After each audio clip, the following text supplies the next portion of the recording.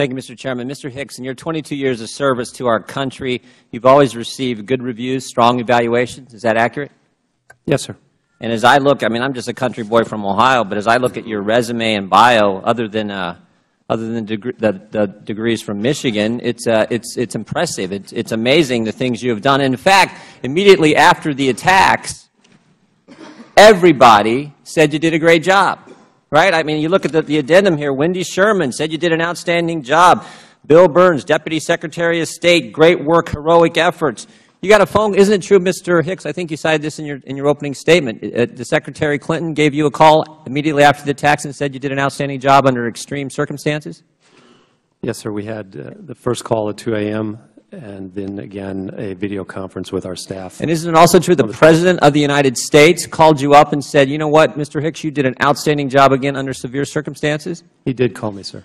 And all that seems to change. You're getting all this praise and support, but all that seems to change, and it seems to change in the phone call you were on that Mr. Gowdy referenced in his questioning, the phone call you got from Beth Jones. Is that accurate? Yes. At a phone call after the interview, I asked...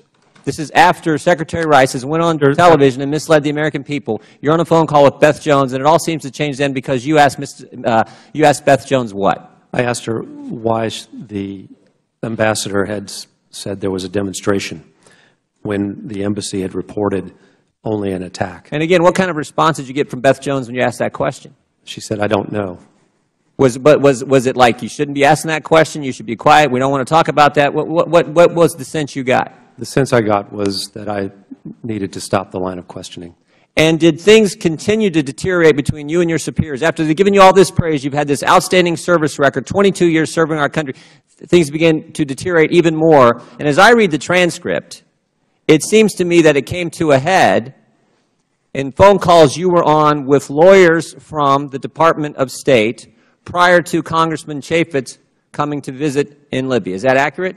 Yes, sir. And tell me about those conversations, what those lawyers instructed you to do on Mr. Chaffetz's visit to Libya.